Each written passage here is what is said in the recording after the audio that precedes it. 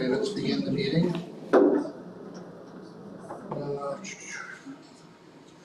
We have the minutes up on the board today because we're running a little bit behind on that.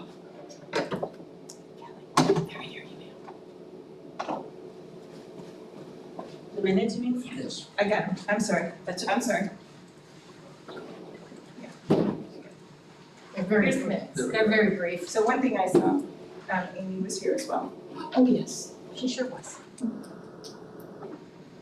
There's the first part.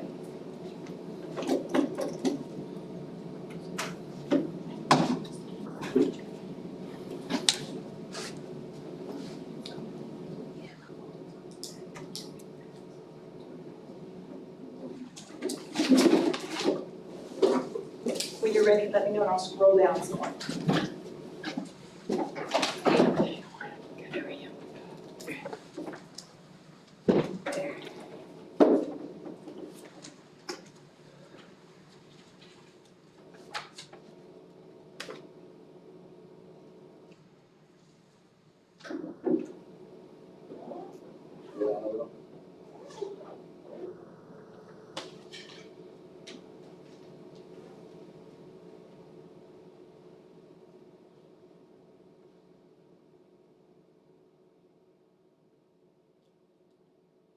I hear a motion to approve the minutes.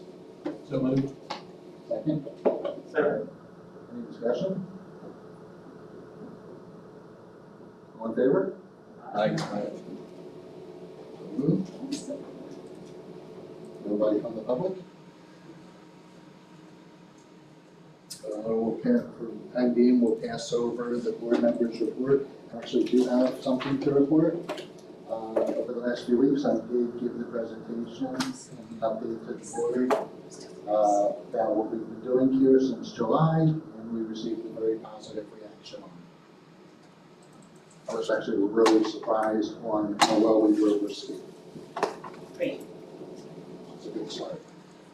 Oh, good. Report. Good job. Woo! Hello.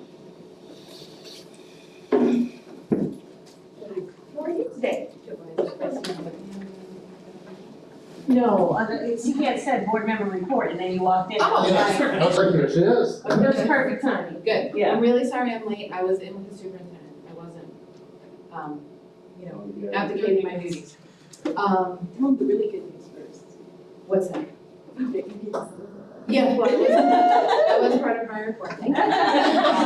And I do want to apologize for not being here last month. That is the only one I've ever missed. And I have been on this committee for 2 years. It wasn't on my calendar.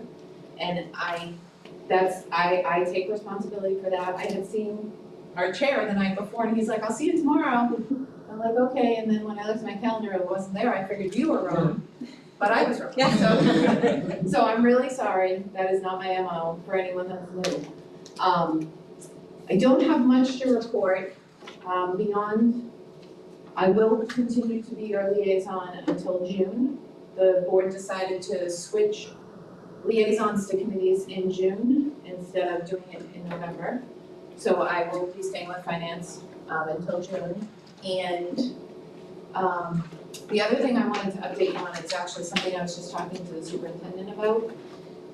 We are beginning to work on a proximity plan for K-5 schools to save significant money in terms of transportation.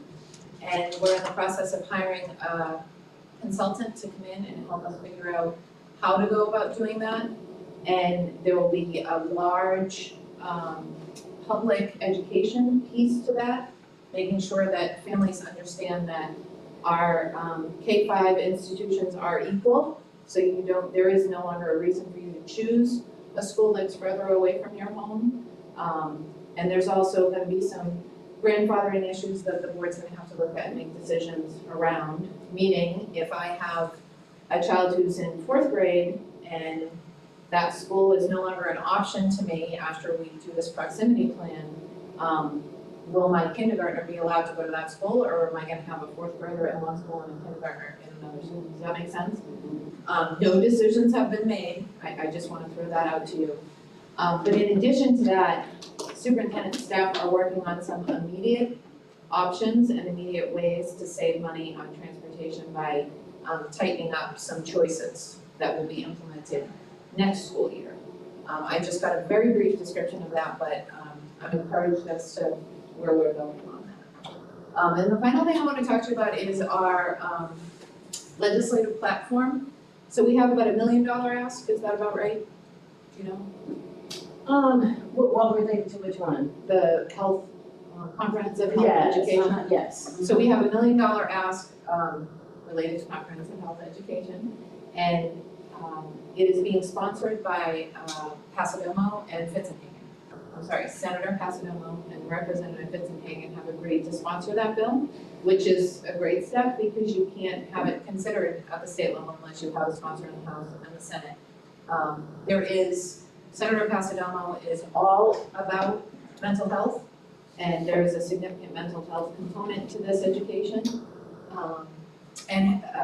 Representative Fitzenhagen is also very passionate about mental health. There is widespread recognition amongst most members of our delegation that this is very, very important for our students.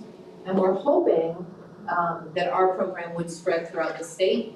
So if in your travels you run into anyone at the state level, representative or a senator, and you could use your influence to try to encourage them to support this legislation and vote for it, that would really be fantastic for our kids. Those are the comments I wanted to make today. Does anybody have any questions for me?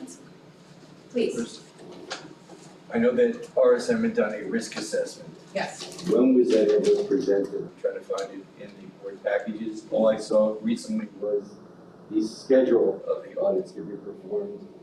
And without seeing the risk assessment, I have no idea how they came to that conclusion as to the way that they go through this audit. I will ask that question, because the last time I asked a question about the risk assessment, it was in the process of being redacted, because it included some information about technology that is exempt from public records requests, so we can't put that out on the website.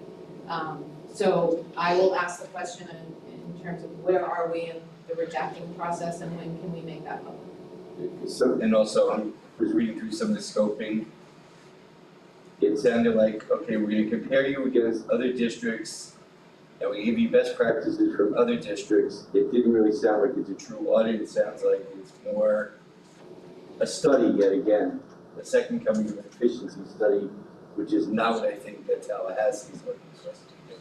And that's the other piece of the problem. Apparently we've received, is it an AG opinion? I don't know if we've received an AG opinion or just a signal from one of the agencies up in Tallahassee that we have to actually employ the internal auditor, meaning they have to be an employee of the district who receives a salary and gets benefits from the district. And as you know, RSM is employed by us by contract. They are not an employee of the district. So I believe that the board attorney is working on determining whether we can even keep them for that function or if we're going to have to hire somebody in-house, and one person in-house won't be sufficient. We would have to hire more than one person in-house. Once I get an answer to that question, if bringing RSM in here to Finance Advisory so that you guys can talk to them about the scope of their work and find out more about that process so you can advise the board, that is certainly something that will work. It was not, so it is almost an Auditor General finding. In other words, they are in the process of auditing another district and made every indication that they were going to make any finding, but that county hasn't gotten their official audit report yet, so we cannot say, yes, it was an Auditor General finding, but every indication that they've given is that they are going to make it one. Okay. Yeah. So that's a part of the reason why we're in limbo right now. I will tell you that RSM is moving forward with creating a draft policy for the board to review for a whistleblower hotline. That was one of the things that we had contracted with them to do, and that is in process. Which I saw there within the package. Amy, what you may want to do is contact, I think they're in Winter Garden, I can't remember if they relocated, the Institute of Internal Auditors. They put forth a guidance on independent internal audit function that every regulatory agency has accepted. So I don't see why our state has mandated that doesn't count. Every other regulatory agency has not had a problem with an outside party performing internal audit. A lot of organizations prefer an outside entity because it brings forth a lot more expertise than just an in-house person who may understand certain components but not bring in the relevant expertise that a larger firm can bring forward. And you said from the Institute of Internal Auditors, Correct. right? And Okay. if you want to reach out to me, I'll get you the contact. I'm the past president of Southwest Florida chapter. Oh, okay, yeah, all right. I agree with you 100%. I can't always say that I understand the logic behind the requirement coming out of Tallahassee, and that this would be an example of that. Professor, you said you and the superintendent were discussing the proximity report and the way the guidelines were gonna be. Have they discussed, going instead of K through 5, the difference it could save the school if we went K through 8 at some of the schools? We haven't talked about that yet. I think the scope of the work we're looking at for the consultant is K-5. I think we wanna do it in digestible chunks so that we do it correctly each step of the way, if that makes sense. But it's certainly a question I can raise with them. Just seems like that would be a way that we could save, the way the schools are costing money, an obscene amount of money that we could put back into the classrooms that way. Obviously, a lot of the K through 5 schools are probably gonna need some sort of an upgrade to them or additional classrooms, but that would really make save a ton of money compared to purchasing new land and building an entirely new campus. We raised this before for the new people, instead of K through 5, which is what we're seeing, K through 8, and then you have your high school. And we're saving facilities and things on. We're hoping they're gonna address that in January, right? Coming in January. I sure hope so. Conversation. So, do you mean you wanted who to address it in January? You mean that be a I topic? think we have facilities and, Okay, Kathy and, Tom and understood. I was just curious about who the consultant is and what the selections process, like. We don't know who the consultant is yet because they're vetting that right now. We're in the process of trying to determine who's gonna be the best. Has it gone out for bid already? Is it a professional services contract or has it gone out for bid? No, for the, student assignment, for the proximity? Yes. Yes, it is, it's in the RFP process at this point. Yeah, several people have bid, and I think the other day we had, interviews with the candidates that did. So it's in the middle of the process. When does it close? Well, it's close for bidding. If you're asking when the process will complete, I would imagine that it may take, another month or so for us to complete the negotiations with, successful vendor and then get that to the board. What is the point of the consultant group? Wouldn't a lot of these revisions just be like common sense things? No, not necessarily. The consultant that comes in, can give you several different options in terms of what you base your proximity on, the types of information that you want to look at in your community to determine what basis you want to use for assignment. It could be, the traditional polygon, I guess, that we would traditionally think of when you think of boundaries, or it could be some things of looking at census data. So there's a lot of things that the consultant can bring to the table to come and look at the demographics, the characteristics of your community, and determining, based on the different options that you have, what the impact is going to be to each school population so that you make the most informed decision. So you're not gonna go on the new census, we're talking about the old. No, not necessarily. I'm not saying that it would be used at all. I'm saying that could be one option that, would be talked about, and then there would have to be, some conversation about, okay, so what data do you use? Is it the old, is it the new, and then, that type of thing. So I'm not saying at all that that's what it would be based off. Those conversations are still in play. But these are the types of options and information that a well-informed consultant can bring to the table for a district. Will that company help you bring all the schools to like the same level as far as what they offer, or will you do that in-house? So that's a district parent-driven initiative and decision about, and you talk about the different types of programs. Like they have introduction. violin and they have dance or art, like if we're gonna, so when you say the schools would be equal, like they would all have the same programs. No, that's, when I say the schools will be equal, I mean every school offers before school care, every school offers after school care. The schools are going to maintain their unique characteristics within their communities. But in terms of the programs that parents are looking for, we're not gonna give mom a reason to choose the school 15 miles away because she has to work until 5 o'clock and her local school doesn't have after school care. Those are the kinds of, I mean, you know, some schools are known for their reporter clubs and other schools are known for their chess clubs. We're not going to either take away or force programs into communities where they won't be successful. I'm sorry, I didn't mean to jump in, but that's what I've always understood it to be. But the district will make that decision, not board members or a consultant company.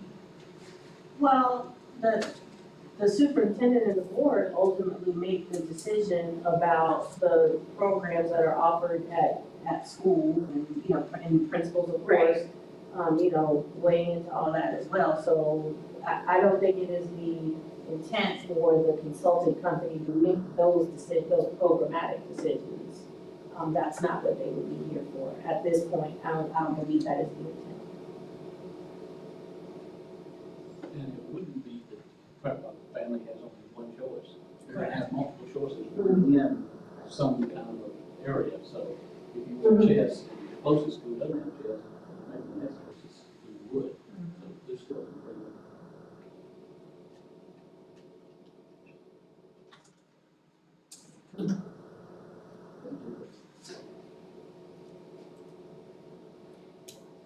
Next up on the agenda was. Did it down too fast. So they printed, I'm just using my phone.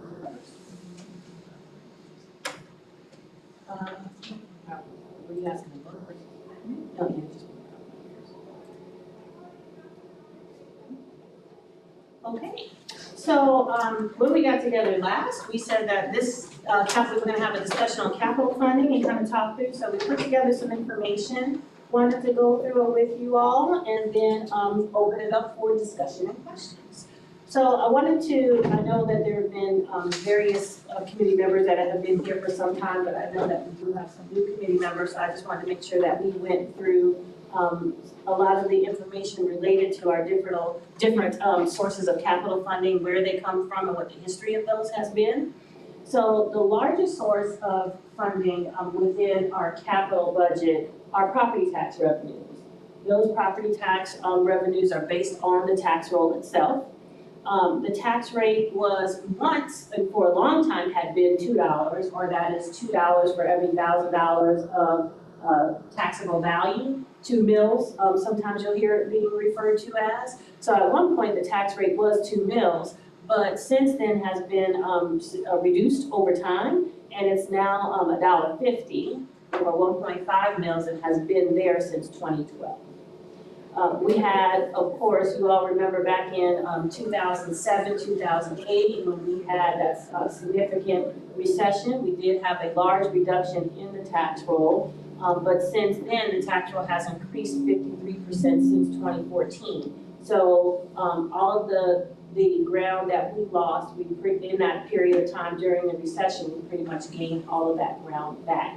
And the tax roll continues to be our main source of funding within the capital budget.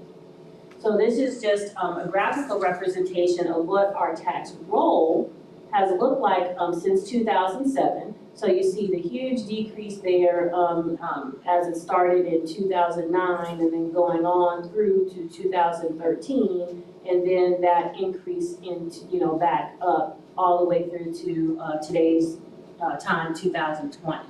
So we went from, now that high in 2008 in the tax roll of about 96.7 billion is what that high was in 2007.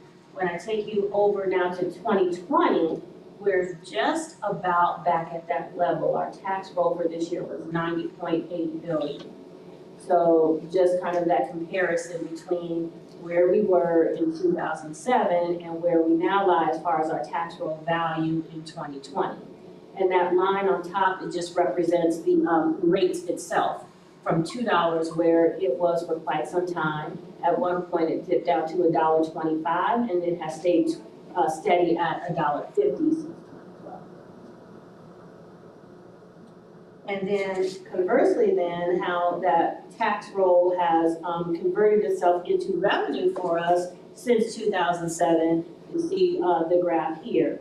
At the high in 2008, that revenue was at about 185 million that year. We went to an extreme low in 2011 at about 70 million. And then you see since then, it has crept up to the point where we are at 130.8 million. This year is our tax revenue estimate for the current year 2020. Now, as I mentioned before, that tax roll revenue, or that property tax revenue, is the largest source of revenue within the capital budget. So you can see as we went through that dip and that decline where we lost, more than half of the revenue that we had within the capital funds, and this is just one source, we'll talk about the others as we go through, it led to a very severe period and a very difficult period where we were not able to keep up with all of the items that we needed to really accomplish in capital, building new schools, maintaining existing schools, providing technology in all of our buildings. During that year, and during those years, and it had much effect after that, really set our capital plan back at that point because we were struggling with revenue, and as we fell behind during the years when the revenue was really dropping off, even when it started to come back up, we weren't really able to make headway or make up the ground that we needed to, that we lost during those tough years.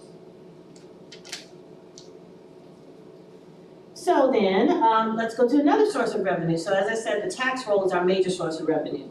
Impact fees is another source of revenue. It has been a major source of conversation related to our capital fund over, the past 10 years.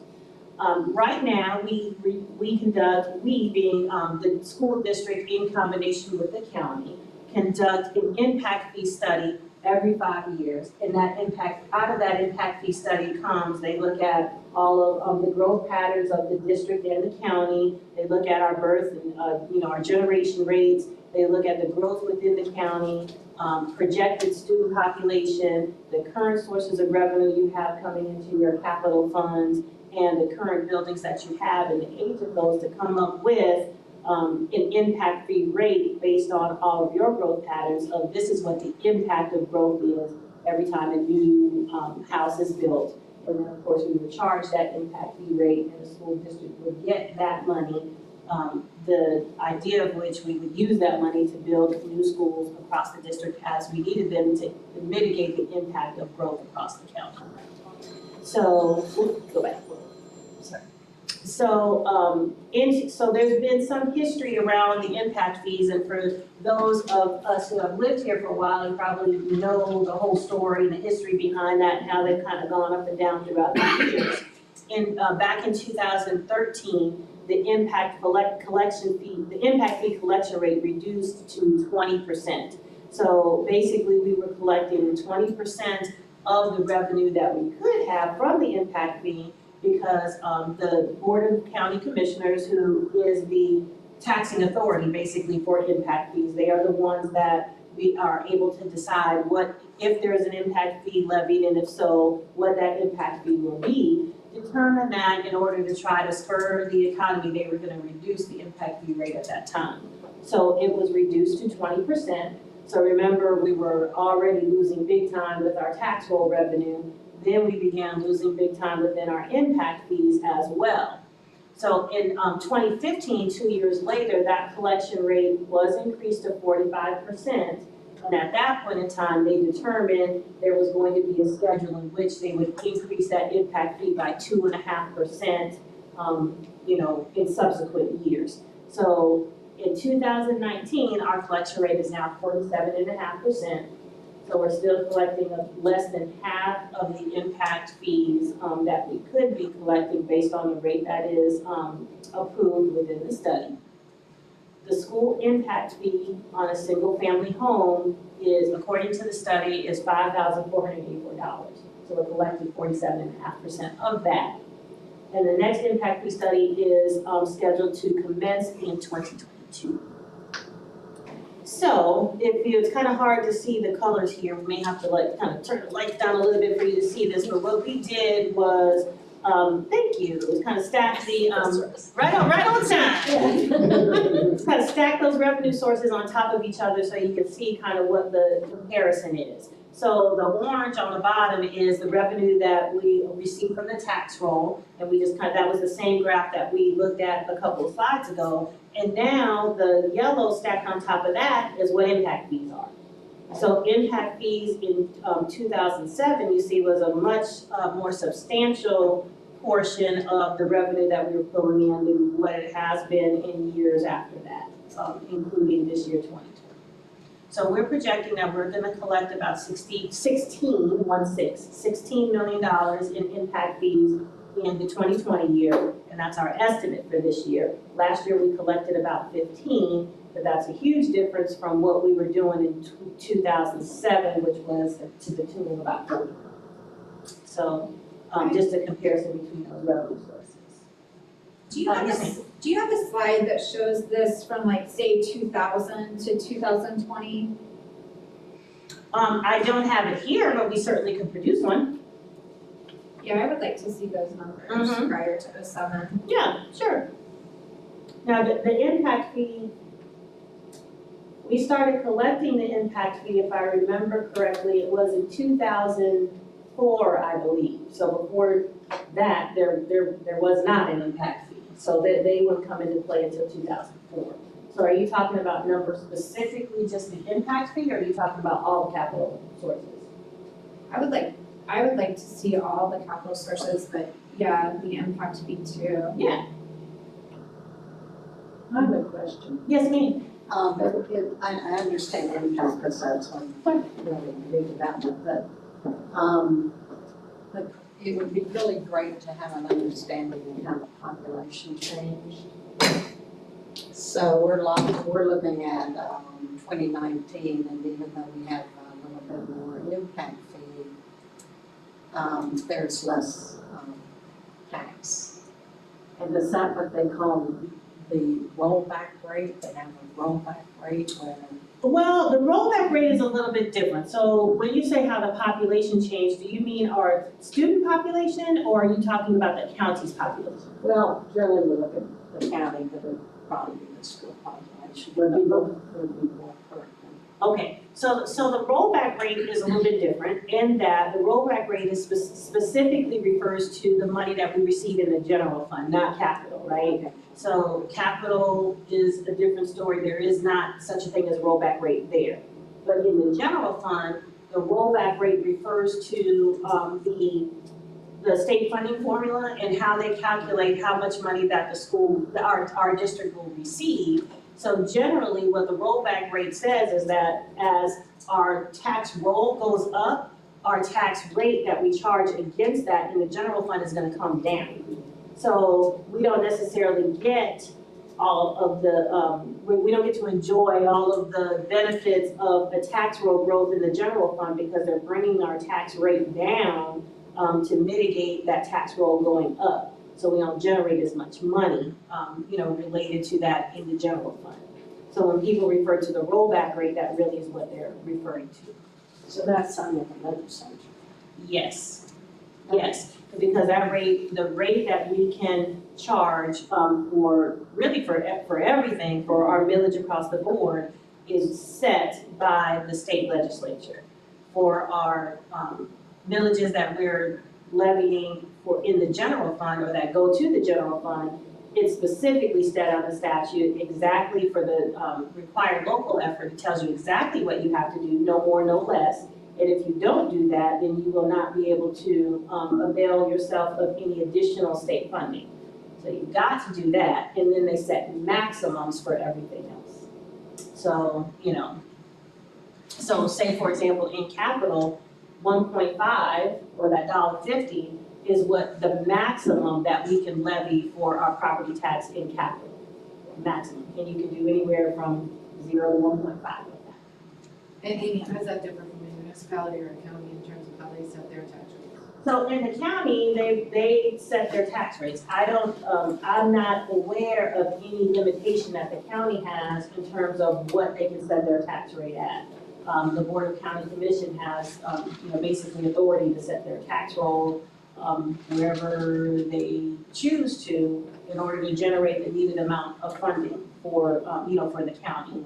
For the school district, it is totally set out, in the statute, exactly what we can do, and by the legislature by action each year. And then any other things that we would have the opportunity to do that would add to that would be like voter referendums. And just to add on that, so if we're the county and we set our millage rate, they have the ability to set the millage rate the same year after year, but because of the tax roll that goes up, they get the benefit of the tax roll where we don't, because the state lowers our tax rate when the tax roll goes up, but they get that benefit of that increase where we don't. Yes, ma'am.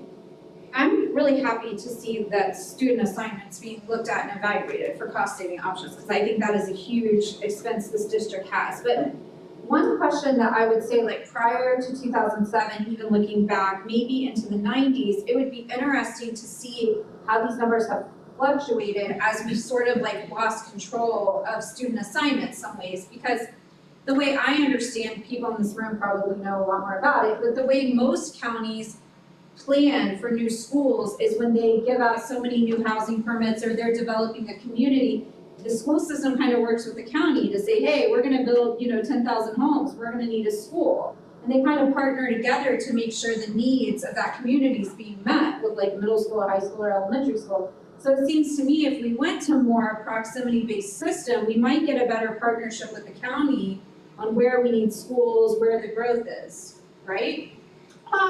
I don't think necessarily. I think that we have a partnership with the county, regardless of what the student assignment system is, because part of how we plan for what schools we think we're gonna need, regardless of where the students are coming from that are gonna populate the school, the population, the number is still the same. So we've got to figure out where the schools are gonna be based on our student generation rates, based on the housing that's going up, as you said, but also based on more, and in our county, in a lot of cases, more than just the housing going up, it's the vacant housing that's out there and where we think students are gonna come from in terms of multifamily homes with multifamilies in them, right? So a lot of our student generation rate doesn't just come from, okay, there's this empty home and somebody's gonna come occupy it, or there's this home that's built and somebody's gonna come occupy it, but it is somebody has family here and they're gonna live with family and they're bringing kids with them. So all of that information we get in partnership with the research that we do, the partnership that we have with the county, the information that we get from the Office of Economic and Demographic Research. So we can put all that information together and figure out, okay, how many kids do you think we're gonna have, where they're gonna be, and do we have enough seats to accommodate all of them? Keep going? Would it not be a true statement to say that the school district's not on equal footing with the counties and the cities, because the county and the city, as the tax roll goes up, they do their budget and they need $100 million more than they had last year. But with the tax roll at the same millage rate, they're gonna generate $200 million more. So they can lower their millage rate and say, we've lowered your taxes, even though they're collecting more money than they did last year, because they're getting the benefit of the tax roll increase where the school district does not. Yeah, it's a fair statement to say, yeah, the county definitely has more flexibility and more autonomy with their budget because they're basically setting it. By setting their millage rate, they're setting their revenue generation. And we're not doing that. We're taking what it is that the state's giving us, from a legislative perspective, and we're figuring out, okay, what does that generate for us, and then we're fitting our budget inside of that. So, yeah. Mm-hmm. Amy, why isn't this part of our legislative platform where all the districts band together when there was the change to give the charter schools money a couple of years ago? Yeah. Why are the districts not banding together to get these numbers up?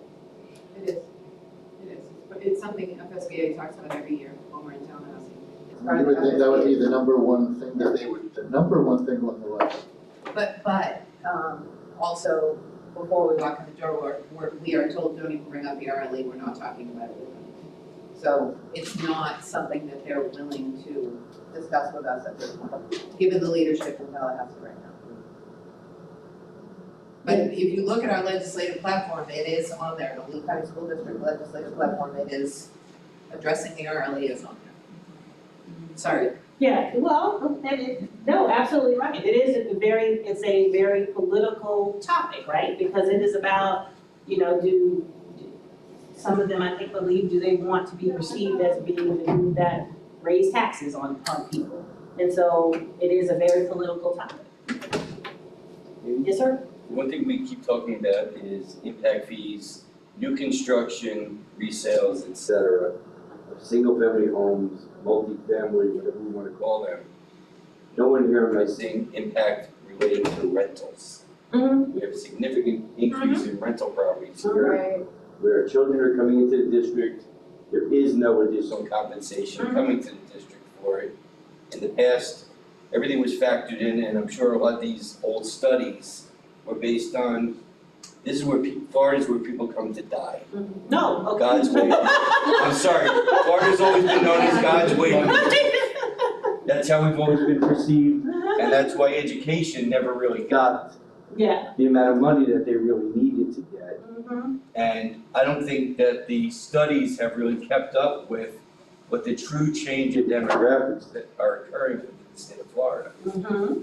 We have a very high rental rate now. Oh, we have That's a great exceptionally point, high Paul. rental rate. Right. Mm-hmm. Yeah, well, yeah, absolutely, and I think that, so that brings into account probably going into our next slide, because you're right, so you get, impact fees that generate through growth, that we weren't even, getting a full amount of those, and even if we were, it's not like it's a huge source of revenue as you compare it to other things.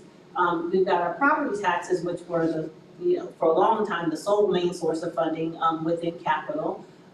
One of the things that was supposed to help with the other, the other items, such as trying to mitigate, rentals, was our state sources of capital. So at one point, we did have state sources of capital, the major sources of those being, PECO, which stands for Public Education Capital Outlay. Maybe before you go on. Yeah. The other thing, and I'm just gonna throw out a lot of ideas, Mm-hmm. we're also not factoring in multi-generational housing. We're back to those days again, where children and grandchildren are moving in, with families here, Absolutely, yeah. older people here who can no longer take care of themselves. The kids can't afford to live on their own because of student loan debt, and now we're not factoring any of that in. And Tallahassee obviously is not gonna factor that in Is not, in yeah. their calculation. We have until 2022 to get our act together to prepare for the next study. I think there needs to be something recognized as to the existence of a continued change in the demographics of Southwest Florida, primarily Lee County. And somebody's gotta bring that to the fore when they're doing that study, rather than that study being done in a black box, and then we suddenly get blindsided and they say, no, you guys have been in great shape all along, we don't understand why you're complaining about it. Understood. Yeah, and can I add to it, Lee, there's a lot of development going on, so we do get impact fees, so it's a lot of development. Lee County is rolling toward a build out, they consider it build out. So our impact fees are a low percentage compared to other counties. And once we roll into what they consider a build out of Lee County, Mm-hmm. then we can't depend on impact fees. So I think when we look to the future, not that I'm here, but when we look to the future. Are you moving away? Right, just got here. As we look to the future, we really have to plan for a different way for revenue. And so what you were saying is true, we have to be creative. And other counties had looked at other things like, I think Orange was considering what they call mobility. Transfer tax. But they didn't pass it. And they have a lot of sprawl up there. join us. But I think Hillsborough is doing something in that regard. So we should begin looking at something creative. Okay. So and I just want to clarify, and I understand what you're saying, but Paul, were you suggesting that, you said we have till 2022, so in the next study that's done, are you suggesting that the study be, based on something, or have it be a fee that assesses on something else besides the building of a new home? No, what I'm suggesting is that they can't do the study in 2022 the same way they did the study in 2017. They need to acknowledge that the demographic, the geography, and everything else within Lee County has significantly changed in that 5-year period. The build out is a good example. The multi-generational is a good example. The significant increase in rental properties is a good example. Foreign investment in Lee County, where there are foreign owners and we're paying different tax rates, and we are impacted by that. We have older people who are living in their homes who have been grandfathered in with their existing real estate taxes, yet they have children living in there, so we're not benefiting because of the multi-generational. There's a lot of factors that they have to understand. They can't just go in there and say, you built X number of homes here and your impact fee is gonna be Y. So you're saying take all that into consideration in the generation of a new impact fee? In other words, the impact fee that would be charged on the building of a new home would take all of those factors into consideration and then be increased due to those other factors. Is that what you're? That is what I'm saying, and then Chris, you had brought out something, I believe was about a year or so ago, where Tallahassee was throwing around the idea of an additional $25,000 credit against your tax assessment if you have no children in the school system. And then bandying that about. Haven't heard anything one way or the other. Did it ever gain any ground in committee or did it die there? That didn't get much traction, but a lot of the factors you just talked about with the impact fee are considered. I remember reading the Duncan report when it came out. I forget the date you told me that it came out.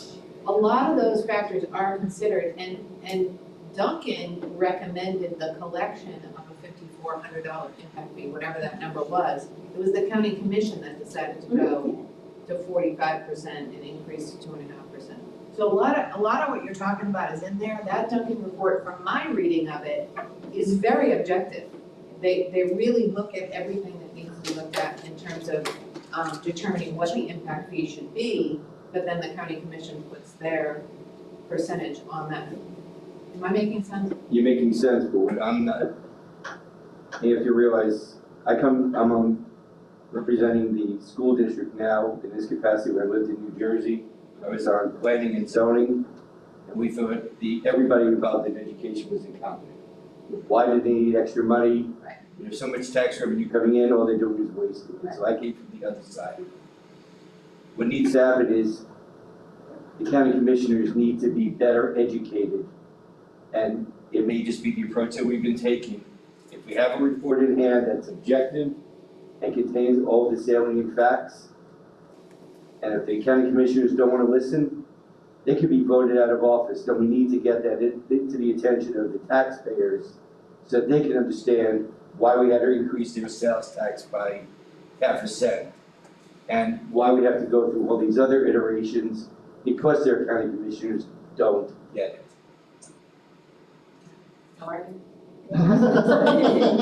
So what I can do is also, I'll have Barb send out the last Duncan report so that you all can look at all of the information that's used and gathered for the Duncan report that's then given to, with their recommendation to the county on, for the impact fees. So I can share that with you all, so you can take a look at that.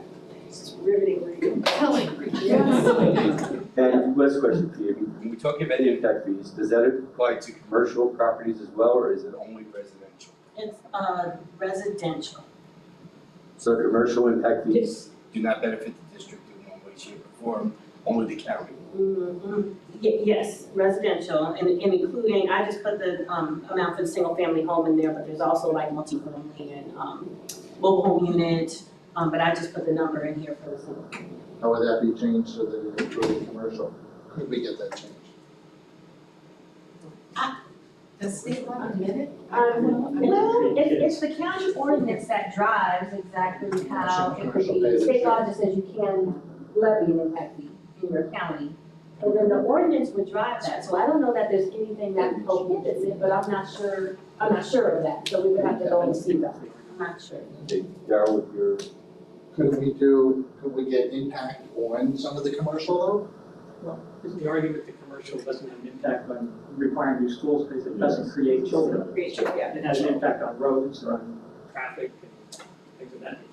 I mean, I guess, I'm assuming that's. depending on That's the depending on the definition of commercial, mixed-use property, is that designated as commercial, or is that designated as residential? When they split it, and where's the school district share going to, since I'm sure they're not charging a separate rate for residential and a separate rate for, much less for commercial?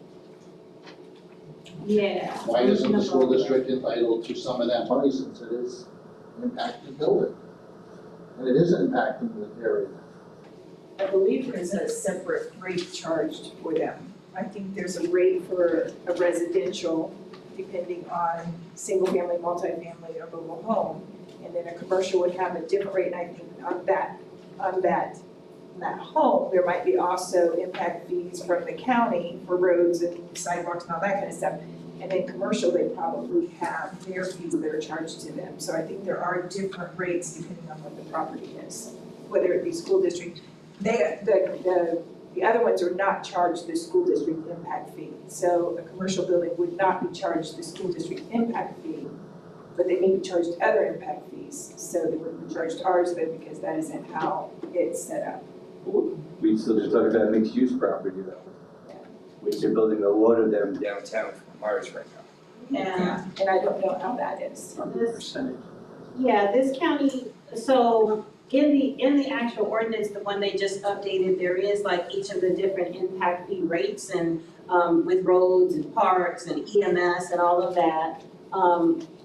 I was glancing through here really quickly and I don't see anything that would preclude us from doing that, but as you said, I think that was the logic behind it was that that's where your kids are coming from. So the only things right now that we get any impact fee off of would be either single family residence, a mobile home, or a multifamily building, duplex, and or townhouse. So that's what we've got right now.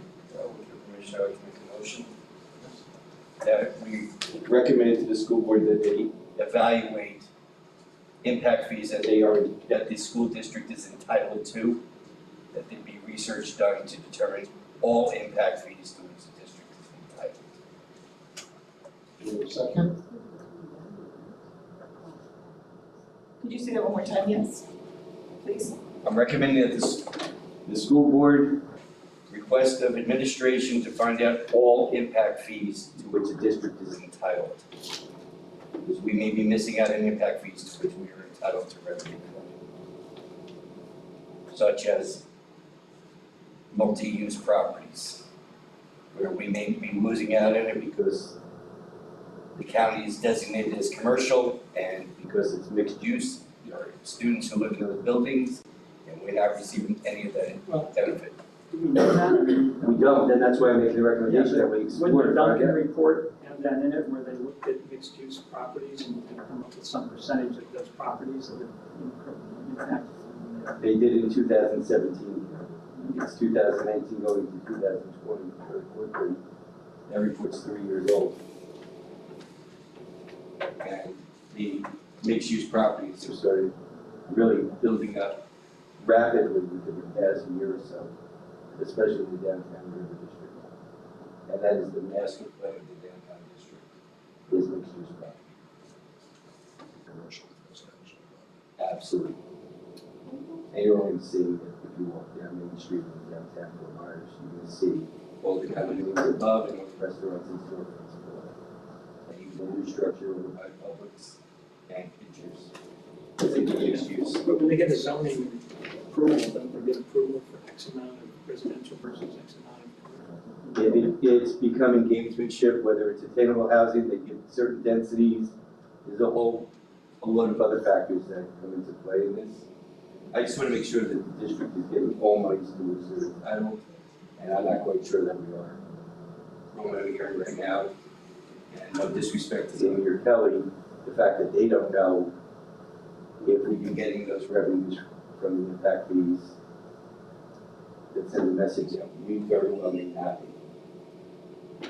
And through no fault of their own because of change in ordinance, change in the way the county commissioners represented.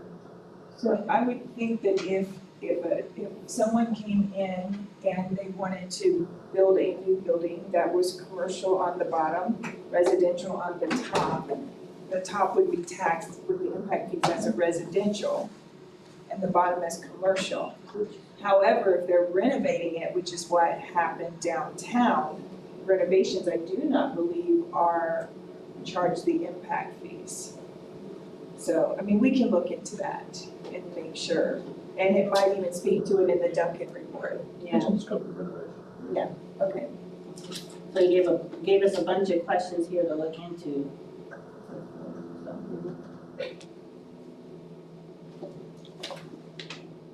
Do I hear a second? There's a motion on the floor.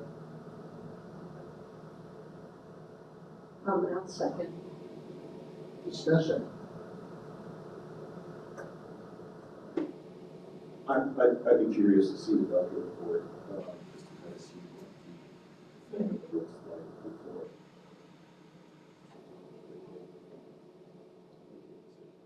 She's just recommending it to go for the district to evaluate the options. And what we are entitled, what they're entitled to. That's all he's asking for them to do. Any other questions? Any other conversation?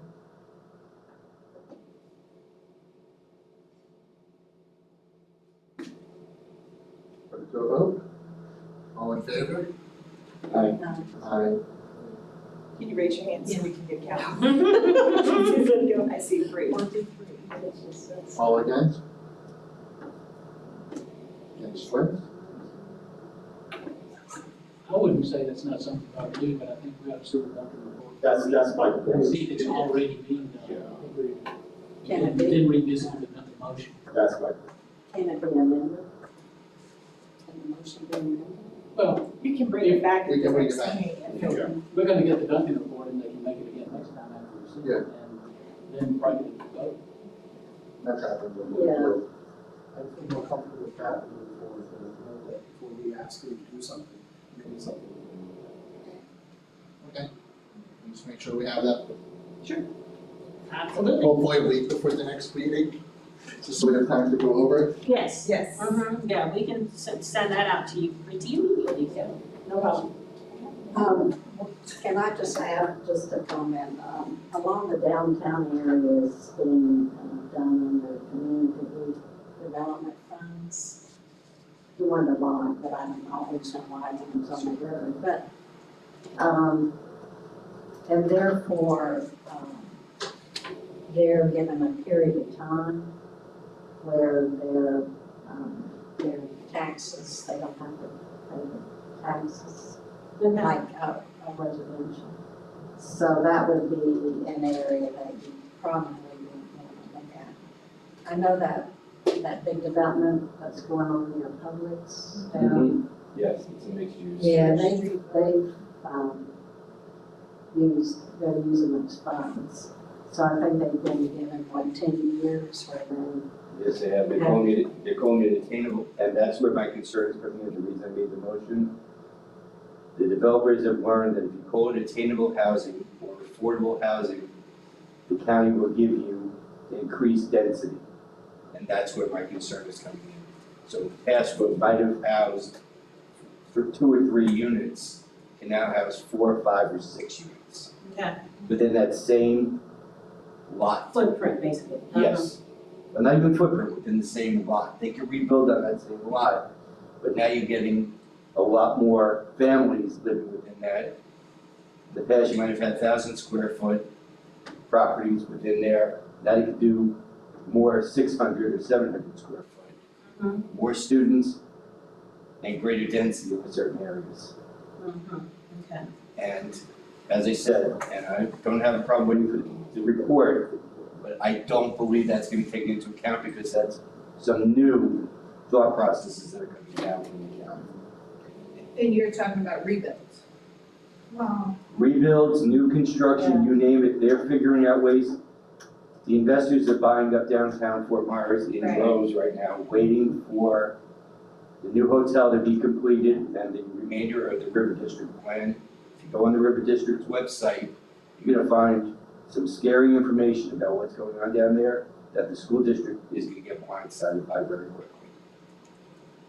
Do we have a staff position that is kind of like a liaison between the district and the county that kind of works together with them? Well, it's not that, it's part of what the planning, what our people in planning do, right? Is that they do in determining our growth patterns and where we're gonna need schools and when and how many kids we're expecting. Part of their responsibility is working with some of the different jurisdictions within our area, not just the county, but all of the different cities, Sarah, Benita, all of those things in terms of getting this type of information and fostering partnerships. So does that fall like on a department head that's kind of heads that up, that would be like kind of the contact person? Yeah, right now, yes. Who is that?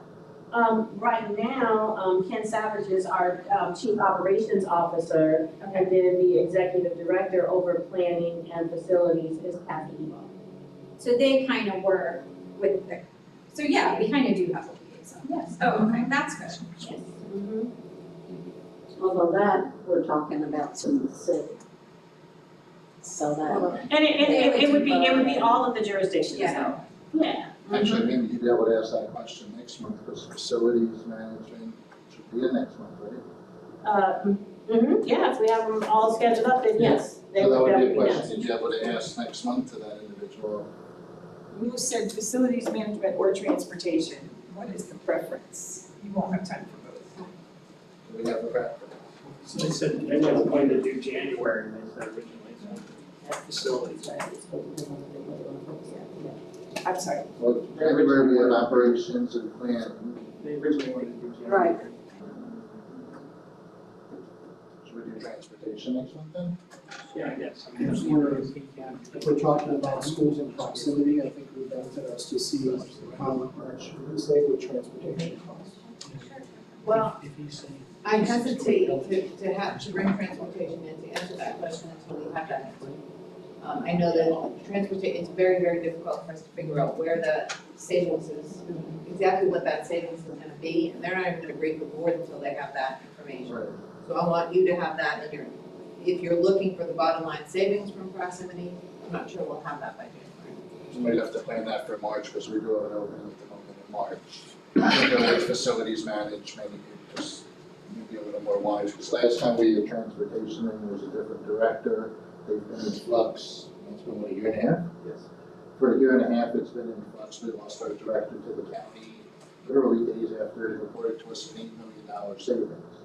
And explained to us why we wouldn't save much, if at all, with going to eliminating school choice, which a lot of us, that was the question for close to 2 hours. And just back to this liaison type person, like, would that person negotiate with, say, the city of Fort Myers, like what Paul mentioned, like all the new construction going in down there? Would that person be the one that would negotiate and say like, hey, can the city help us out? Like, if we're gonna be putting, you know, all these new students down here, like, that's where that partnership to me seems so vital, that we would have somebody kind of negotiating for the district, like, this project's great, that you wanna build all these houses in Fort Myers or condos or high rises, but does that make sense what I'm saying, you guys? Like who works together? Because it seems like we could do more negotiating with them to maybe get more a part of the impact piece, not forever, just during this 2-year building boom down there. While you're gonna put all these students in here, we need some money, because we've gotta educate these students. So that's your department head's job.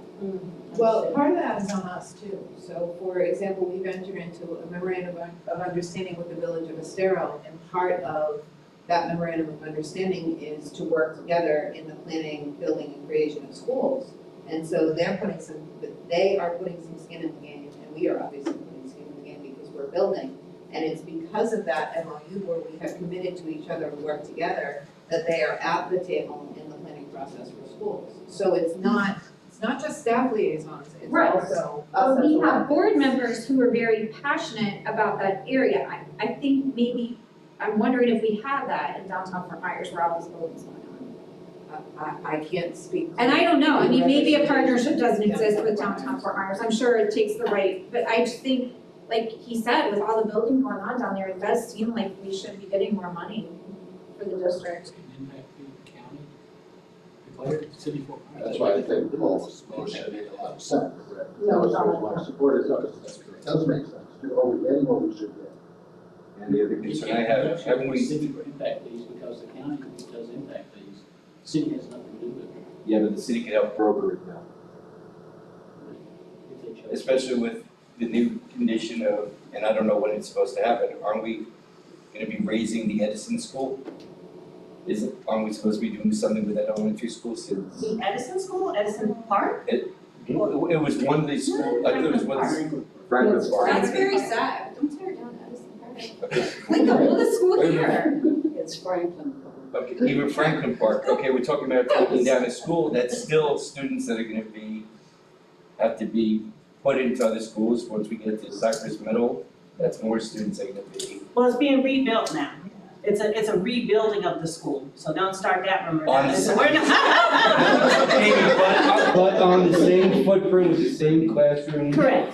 So, obviously, nobody did take this into account in It's gonna Tallahassee because we have increased numbers of students in that who could benefit in that area, and we're not allowed to build a larger school there that could house additional students Well, because of their mandate.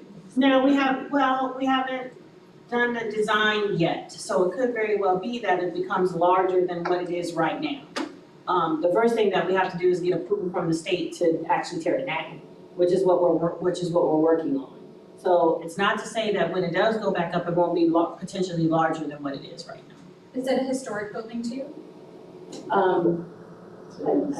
No, I don't think Is it's on the Oh, historic okay. register. I didn't know. It certainly is historic for, the people who've been here for a long time, Right. but I don't think it is on the register, if that's what Okay. you're asking. See, I think it's real important now because you have this midtown function, Right. which will feed, if it truly is mixed, will feed in that school is close to that. Yeah, very much so. Yep, absolutely, absolutely.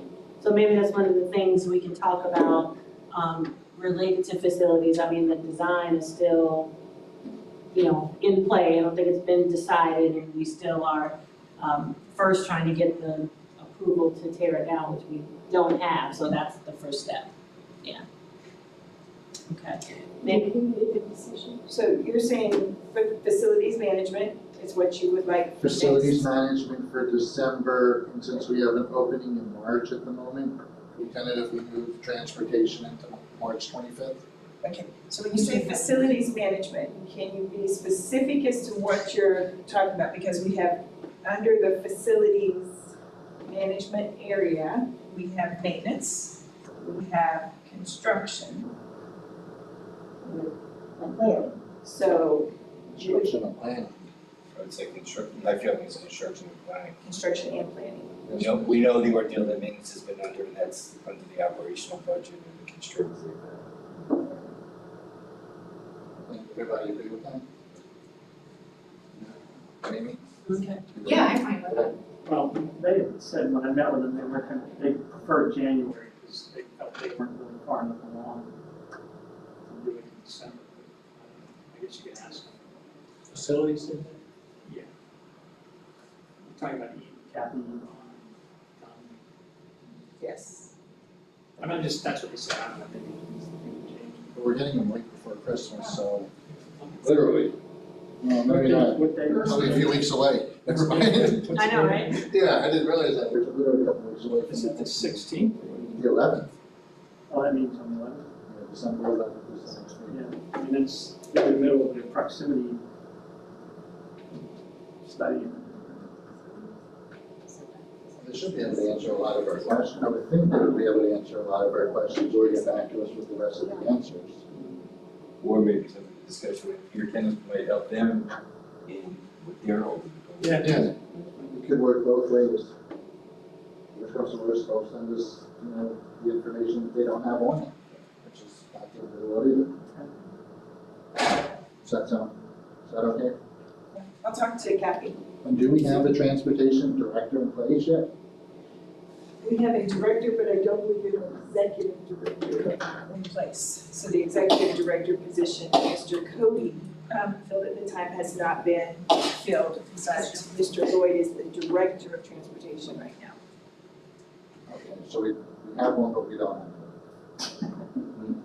It's been a No, year we and a do half. not, Well, we we have do not direct. we have a director, but we do not have an executive director, which is what Mr. Cody was, that everybody reported to. So right now, Mr. Lloyd is kind of being that interim person until. How long has he been in that position? Mr. Lloyd has actually been in transportation as a director for years, even while Mr. Cody was an executive director. So we still have the right guy, the kid should be able to answer questions. So Well, at least yeah, that's what it sounds like to me, yeah, it sounds like we have someone more than qualified to answer. Yes. Okay. And again, let's definitely set that up for March for transportation and that gives plenty of time for that. That's right. Back to what Ms. Patrica was saying, and I'll defer to her, because she might have better wording, but could you see this committee making some type of motion to the board saying like, board members should advocate for an area like you've done in Estero? I think that is the goal. We are working to perfect the model in Estero so that we can spread it throughout the county. And then we'll approach each municipality and make the MOU, like with the needs in Estero are different from the needs in Fort Myers. But we're still perfecting that. So we don't really have a model yet that we can spread through the county. Once it's perfected, we go to Fort Myers, we go to Cape, we go to Benita, we go everywhere, and then we go to the county. So I don't think you need to make a motion, we're already doing that. I have a question. Was it mainly like you're doing here? So was it mainly a school board member that did that relationship building? Or is it someone with administration? It's a school board member and a member of the council down there, his name is Nick Bedos. We have worked a lot to try to figure out how to get this up and running. As a matter of fact, I have 228 fundraising letters on my desk right now that I have to sign and then turn over to him for signature. And we're gonna follow up with individual phone calls to all those businesses trying to raise money for those schools so that the initiatives that wanna take off in Estero can take off. That's one piece of the relationship. The other piece of the relationship is the co-use of facilities and making sure that they have a voice in the building of schools and the location of schools and all of it. It's pretty comprehensive, but it was definitely an elected thing. Now, once something is decided, I'm not sitting at the table with the architect to decide what the school should look like, and neither is Nick Bedos. But the staff in Estero is sitting at the table with our staff and the architect to determine, right? Does that make sense? Yeah, so it would probably be basically the school board member that represents that area. It makes sense from a geographical perspective because I see them. When I'm in church, I run into them, it's just because of where I live, I know them better. So it does make sense. I always hesitate to limit myself to an area though, because I represent every school in the district. So I'm not advocating for Estero schools because they're in Estero, that happens to be where I live. And that's where Nick is the one that came to me with the idea. So he really started this idea, and from there, we're gonna build it across the county. Does that make sense? What Randy's saying, if one or two of the board members is not comfortable pursuing that, then somebody else would have to do it. Oh, for sure. At large members or something like that. And you know me, I'm so shy that I wouldn't hesitate to go anywhere. No, I feel like I have a relationship with any of the councils where I could go to them. I just don't feel confident yet in the foundation that we have in place in Estero to be able to build upon it yet. It's not perfected yet. I would say by the end of the school year, it will be perfected for sure. But we're not up and running enough yet.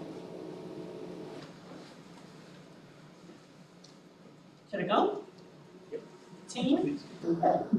So, as far as, so we talked about a couple of different sources that come locally, the property taxes and the impact fees. Let's talk about what we, get, or used to get, at least from the state. So the major sources have been previously PICO, and Classrooms for Kids funding.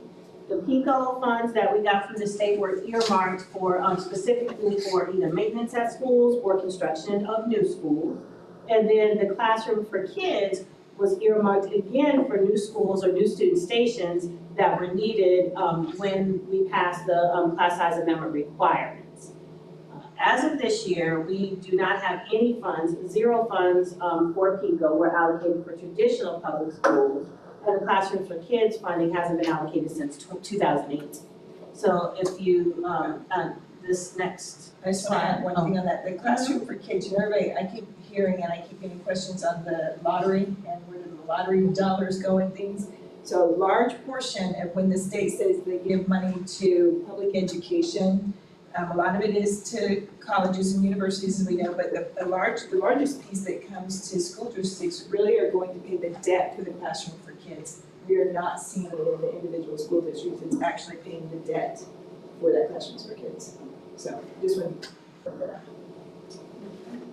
And so as we continue to build our graph here of all the different funding sources, remember that orange on the bottom was the tax roll, then the yellow was the impact fee, and now you see the blue, which is the state funding, which was a much more significant amount in 2007 when we were receiving the Classrooms for Kids and the PICO funding, now to where you see it in 2020, which is almost non-existent.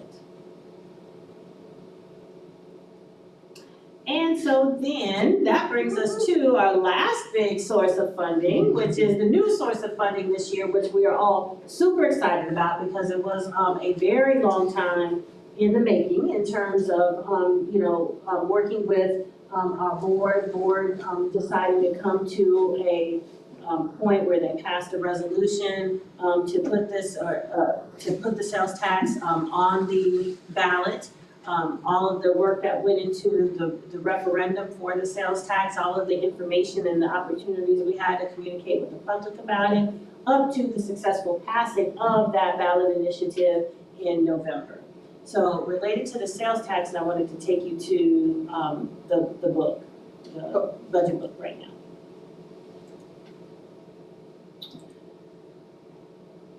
So of course, this would be our first fiscal year with our sales tax funding. We're projecting almost 84 million in sales tax funds for this fiscal year. And in the budget book, which is on the website, I just wanted to point out a couple things that you'll find in this budget book. We can email you just these specific pages if you would like, but I just wanted to make sure that you all knew where this information was on our website in the budget book. You're gonna go forward. Yeah, the capital. Which, by the way, we will be handing out budget books for those that you want. Our secretary is not in the office, and we couldn't find the books. So was gonna we'll guess send them that, back looking at tomorrow. We're trying to find them. I'm better with the physical paper copy, Okay, all right. it's just easier on me. So here, keep rolling. I wanna go to the sales tax plan. Okay, so in the budget book, we actually have, the specific sales tax plan for, what the plan is over the next 5 years with those funds. So the major categories of projects that the sales tax revenues were going to be spent on were new schools, number one. They're putting some new student stations out there for the incredible growth, the 2 to 2.5% that we've seen each year within our student population. So new schools, projects related to safety. So all of those things that are related to safety that are going to enhance and increase the safety measures that we have for our students and staff in all of our buildings across the district. Maintenance of our existing schools and educational technology. So on this sales tax plan, you'll see over the next 5 years, it's detailed out the revenues that we are estimating that we will receive right now. And of course, this is a work in progress, we're constantly looking at, so we've been in, I think we've gotten 6 months worth of collections now, maybe 7 at this point. So 7 months worth of collections now. Are we pretty much on target with what we had estimated we would get for this year? And so far we are. And how is that going to impact, if it is at all, what our estimates are gonna be for the next years on out? So we'll continue to look at that and revise that as we go along. But we wanted to point out that we do have the whole, like a 5-year look of what we are anticipating to do with the sales tax funds that we are collecting over the next 5 years. And, just pointing out what those major projects are related to safety, maintenance, technology, and new schools. Before you close out of that, can you go to page 26, please? Of the book? Yes. All right. Page 26, I'm like, she knew exactly which page. She has something on her mind. I just want, for the questions that came up about the RLE, for you to see the illustration and know that in previous budget books, it went back even further. Because this was the illustration for me, that was the light bulb moment where I understood what the RLE does to our budget. And that was when I started to understand what Mr. Tubb brought up about the fact that we don't get the benefit of the growth. We don't get the benefit of the increase in property values because we don't set that rate, they do. And you're gonna actually see that it's decreased. I'm sorry, in mine, I can just type in the page number. Oh, wait a minute, oh my gosh. Let's see. No, it's page 22 and page 26 of. So, yeah, I think you're talking about where we show the villages on page Yes. 22. Village levy. Yeah, page 22. And then carrying over to 23, I think that shows that.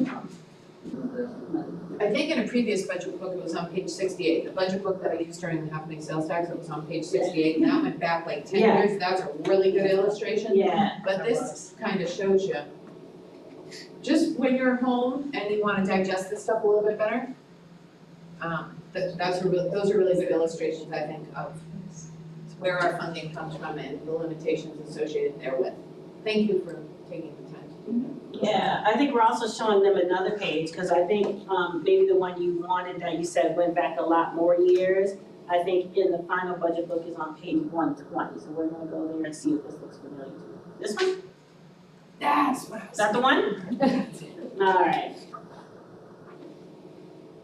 Okay, so when you're home and you have fun and have time to have fun, digest page 120 of the budget book, please, and thank you.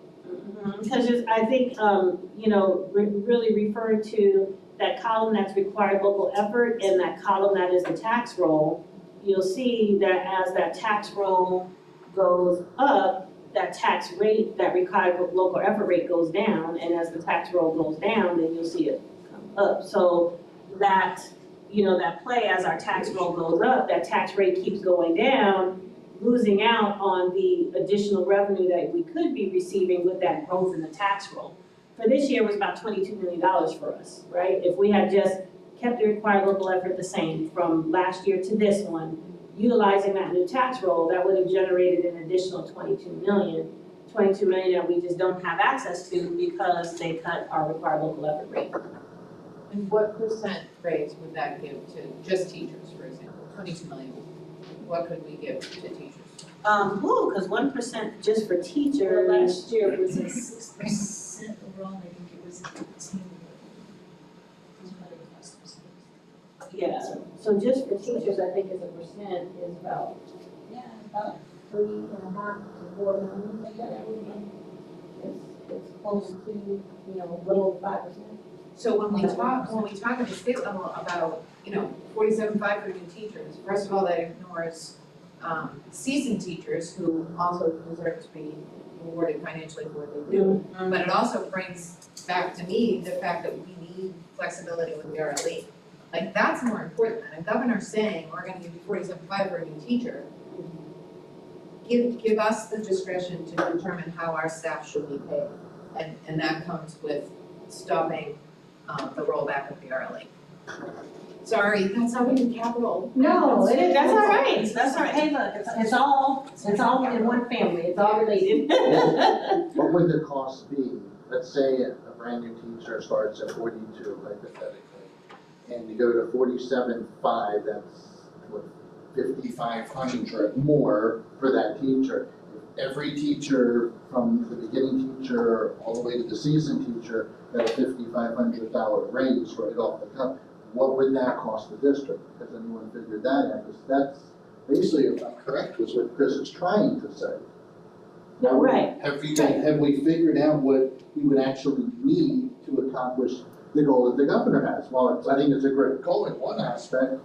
Sounds to me almost like another unfunded mandate.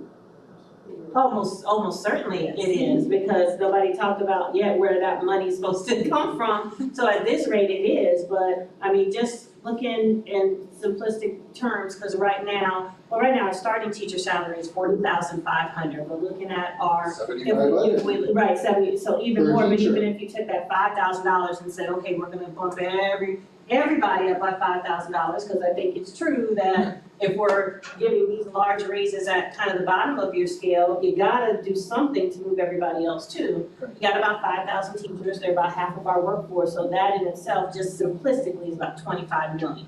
And that's not, at $5,000 a pop, So but if they ain't raised, if the rates were actually equal to where they should be, then the money would be there for this. That's about all they really would have to do, is to fix the rate. There's some shaking your head, usually. Okay. so, I and keep that's hearing just online very- how great the governor is, and he wants to do this, and I keep asking, well, how's he going to pay for it? Is this an unfunded mandate? Oh, no, he's just come out with the money. And I'm like, how would we actually do this? If we really wanted to do it, what's the way? The required local effort that we're talking about Yeah. could be an important component of the answer to that question. So it could very easily be done in that aspect. Well, not easily, it could be done by just making that the way it should have been all along. Part of it could potentially be done by that, yes. And I'm saying part of that, potentially, I'm putting all of those caveats on it because we got, every county doesn't have the same tax roll the county has. You know what I'm saying? So, everybody's not, when you look at the counties all over the district, we are one of those that are considered property rich. Everybody's not gonna be able to just say, okay, fix my rollback rate and I'm good. That's just not gonna be the story for everybody. Nor is it, One of those that would not benefit from that. yeah, nor is But it also- entirely the story for us either, right? Wouldn't it Because- eliminate the state from having to cough up new money from somewhere else, right? Where they would fix with us, per se, they would fix our rate, and other people, they would make up some of the difference. It wouldn't cost as much to actually do what the man's suggesting by Yes. doing it this way. It would Yes. cost us, what, the county some more of the money. Yes, it definitely would be able to give the state some additional flexibility in terms of, okay, not having to come up with a whole entire amount out of the state's coffers. That is a true statement, but I don't think it's gonna be the solution for everybody across the state, across the board. Is this on our platform? Is this on our legislative platform as an option? Because like Chris said, they don't want to talk about certain things. But if you go to them and say, we have a way to resolve this problem, and we have a way to resolve it so that we can help, you can do it for the rest of the state, and take this model and adjust it so that all the other districts across the state would be able to benefit. It would cost less from the state's budget to do this, but yet you would accomplish the goal and everyone would be happy for saying that. Is this on our But to legislative? really beat a dead horse, the entire the entire piece of the conversation that's missing from the governor's proposal is the 5,500 members of our staff, our teachers. What about the rest of them? And where does the money come to give all of our employees raises? Because it's not just teachers that are underpaid, it's every category of employee that's underpaid. So we've solved the teacher problem, but what about the rest of our employees, right? Exactly. I guess I would be the have to double it. Right, exactly, that's what I was gonna say, it's a potential part of a solution. Right. Certainly not the whole solution, right? Because I don't think that, we necessarily can let the state off the hook that easy. There's a lot of other things, but I think it's part of a potential solution. It sounds like it's something that should be addressed at that legislative session. Because of the fact that they're going to be addressing it, we can end up, possibly coming out where we want to be, rather than struggling. And I do believe that is on our platform. It is on our platform, and the beautiful part for me of being a part of the leadership of the Florida School Boards Association is that I'm not limited to our local delegation in terms of the relationships that I'm forming and talking about things that are important to students. I can reach out to other people across the state and start to build those alliances and perhaps start to move this stuff forward. So that's really, there's definitely some resistance here in Lee County, but that resistance doesn't necessarily exist in other parts of the state. So. Okay, all right. So then, the last part of this is just we're talking about all of these, revenue sources, and so it's like, okay, where's this money going? So in the capital plan over the next 5 years, which we will switch to show you, there's just a specific sales tax 5-year plan, but then also there's a capital plan that's 5 years, which is all of the capital funding sources, including sales tax and what we're doing with those. So, just a second, yeah. Over the next 5 years, just giving the overview, we've got 5 schools over the next 5 years in our capital plan to build. An elementary, a middle, and a high school in the East Zone. The high school you're probably very familiar with, the newly named Gateway High School. And then we've got an elementary and a middle planned in the East Zone within the next 5 years as well. We did have one high school addition in the East, the Lehigh Senior Addition that opened this school year.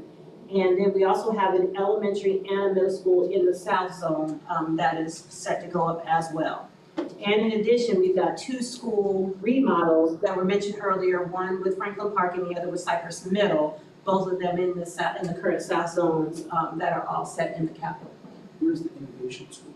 So those are, well, Is that a whole different thing? what is the question? I'm sorry, go ahead. It's in there.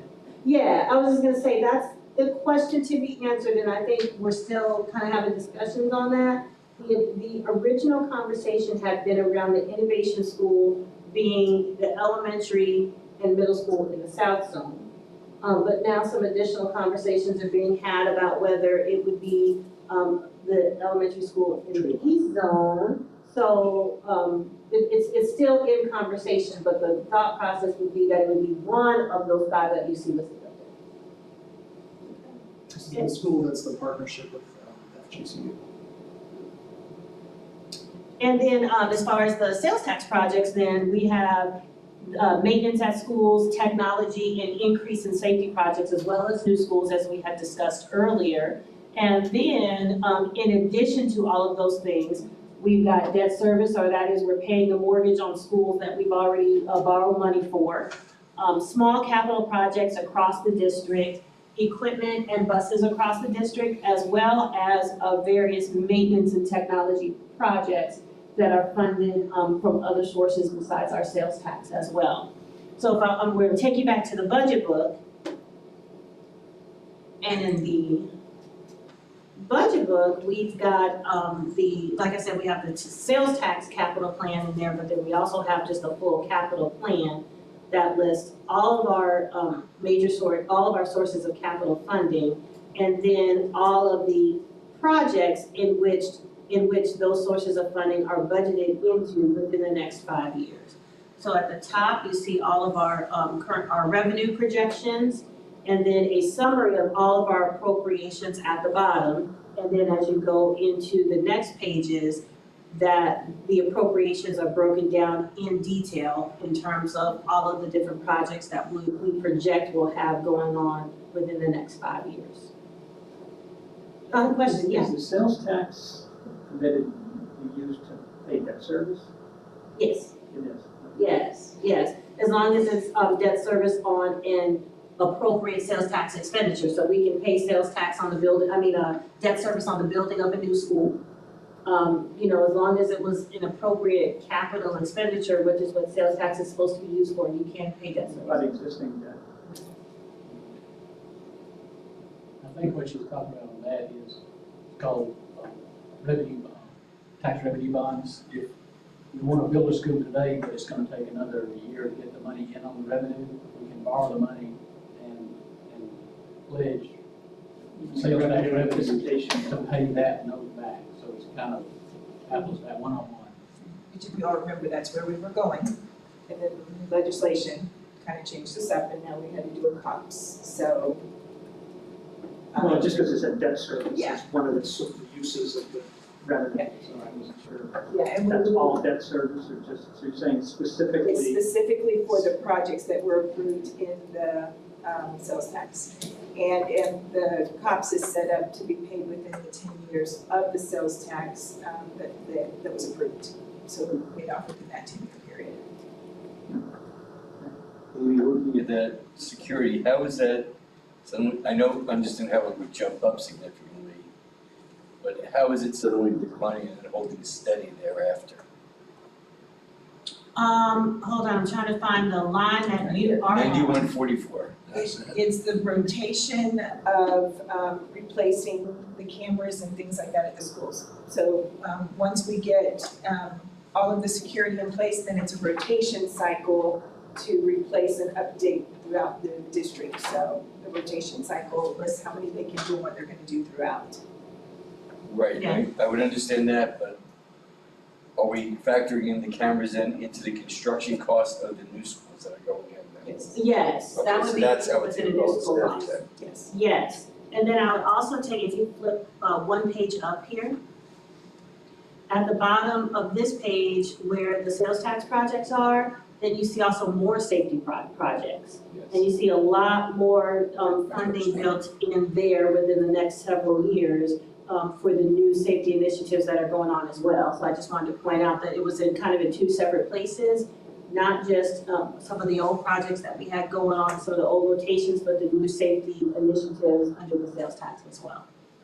So it sounds like, in beating a dead horse, what we talked about before, the study being done in 2022 correlates in the same year that we're gonna see significant increases in certain expenses as well. Oh, sure, yeah, because that's where a lot of the expenses of the new schools that we are planning on building, you see those coming into the plan during those years. Yep, absolutely. So I don't know if you were gonna do it, but we only have 15 minutes now. I was hoping we could talk about the debt and the structure and current term of the debt, the rates on the debt, Okay, kind of like the strategy of. okay, all right, so let's talk about it then. If we go to, if you go to, no, I'm sorry, don't. Well, no, I wanted to show where the debt is on the capital plan first. Sorry. Yeah.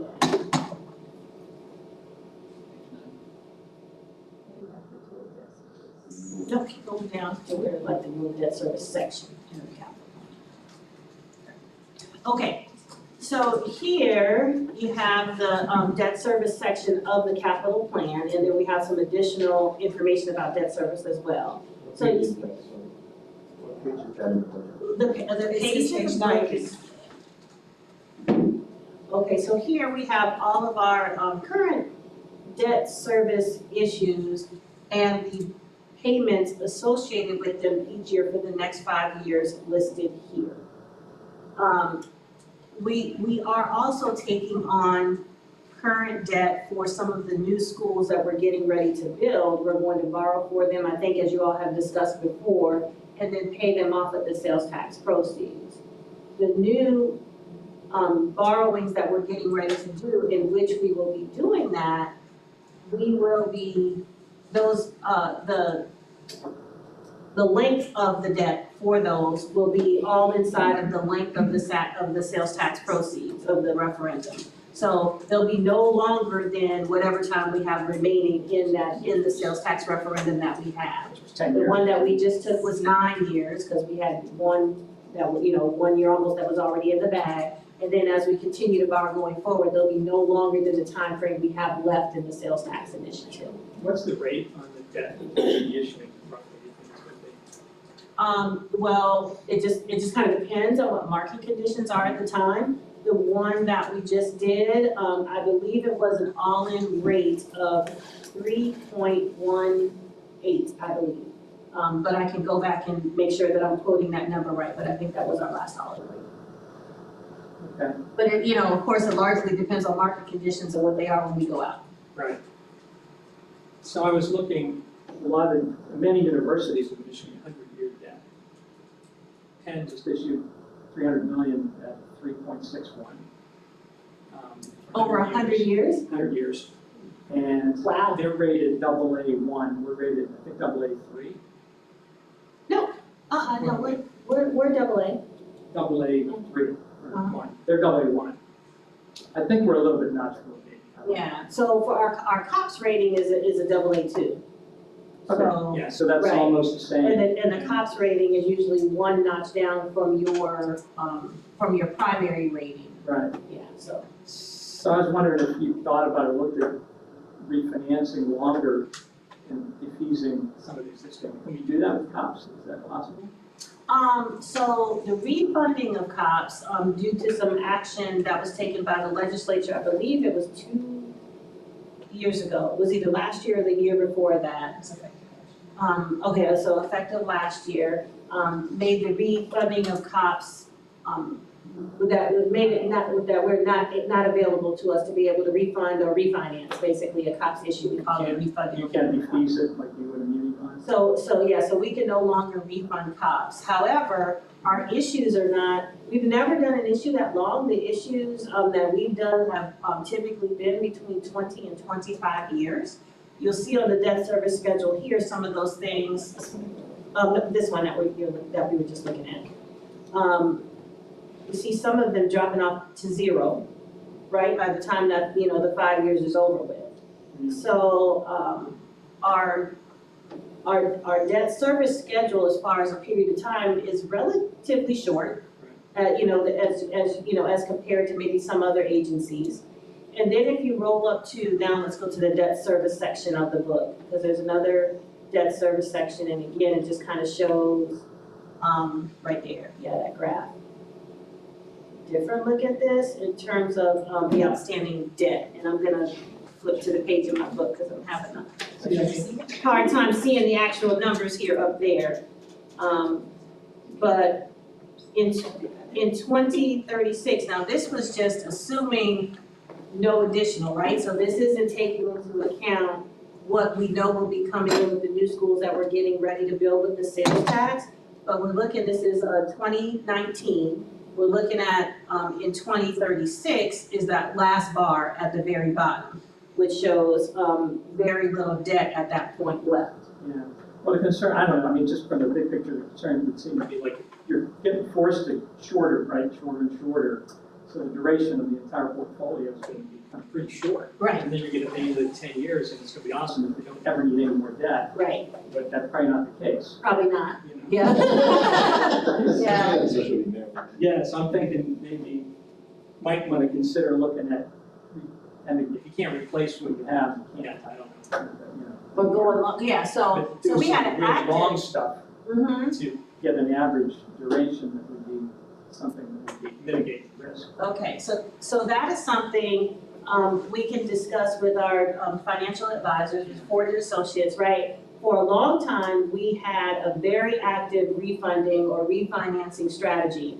And every time we refinanced the bond, of course, we would go to the board and we would let them know, what, were you thinking about the board presentations? No, I was thinking, No. didn't the legislature just tell us we can't refund Yes, anymore? they just, yes, That's what I exactly. was. Yes, exactly. But So we a had a- very efficient, very positive thing for us Yes. as forward-looking.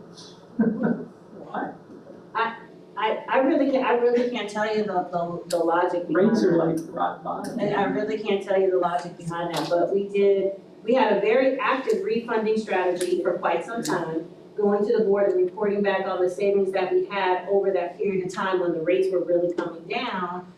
They put a stop to that a year and a half ago, and so we are where we are right now in terms of the debt that we have. So what we're hoping to do is to be able to retire over these next 10 years as much as we can, given the schedule that we have now, making sure that the debts that we're taking out or that we're borrowing on the new schools that we're building be a very short duration because the goal is to pay those off with the sales tax funds. So you have to, or you want to. Catch it, right, exactly. Catch up on our maintenance, and then when we get to the point of we're out 10 years and we've finished our sales tax duration, then we've got some planning to do at that point. We're either we'll be in a better situation to have to take on, more debt. Of course, rates might be 7%. Right, exactly, without impacting our maintenance program as much, or, have some, potential opportunity for other revenue sources at that time. So, as far as that's concerned, I don't know if I'm answering your question, but I guess our strategy is to try to get it in as much as we can over the next 10 years and position ourselves to be somewhere better than we were 5 years ago. Amy, your briefings are always compelling. Okay. I never roll my eyes at that. Okay, I do have to say, sometimes when we bring Ford and Associates stuff, it can be, I know, that was my life before. So, fun. They start quoting a lot of numbers and acronyms, and I'm like, okay, wait, hold on, just a second. So did we show you what you wanted to talk about in terms of the debt? Yeah. Yeah, I mean, the strategy is to pay it all off. Yes. That's where we're going. And we're not trying to we're not retiring anything early to this point. That's not, we don't have that in the plan here. But what we are trying to do is make sure that if we can stick to our spending plan here, we're still accomplishing a bunch of maintenance that we didn't do for years. We're building new schools without having to take on new debt, and then at the end of the cycle, we paid our existing debt down substantially, which puts us in a better position to have to determine if we do have to take out more debt at that point to build more schools. We're in a much better position to do so. Yeah, and guys have to figure out a way to take advantage of the rates that now, get something out longer. Long term, if you pay off that much debt and retire that much, in 10 years, if we needed to go before the voters again for the half cent or whatever we're allowed, then it's a pretty good track record showing the decline on the debt, that it's being used properly. You have years and years and years of, public committees going over the debt sales tax.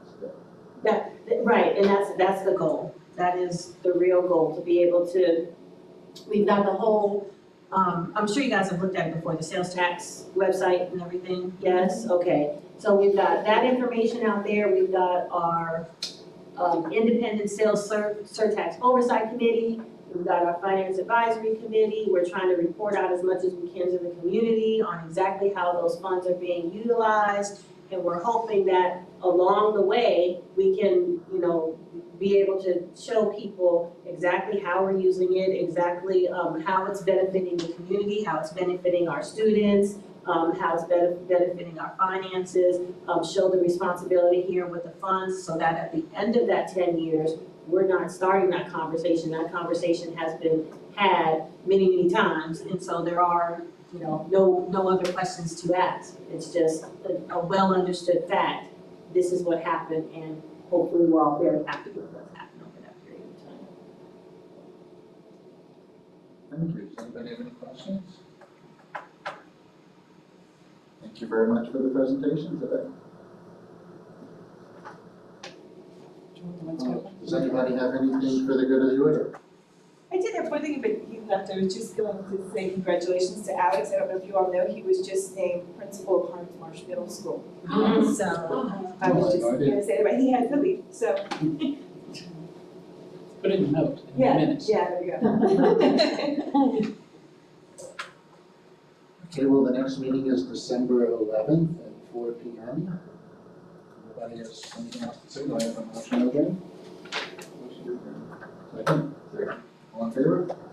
Aye. Thank you very much. Great, have a great Thanksgiving.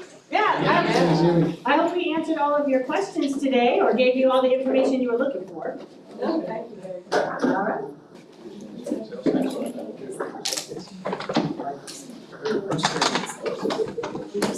Oh, okay, good, thank you so much. We'll get in contact with you, not a problem. Thanks so much. It's nice to see at least it's going towards something like fly. Okay. You're Perfect. Okay, got it. And all this based on the Yes. Yes. A lot of them don't see clearly. Yes. Black and white. You were, sorry, you were going to bring in just, let's say, whatever people have a question, I want to ask myself. Right? Raved about it.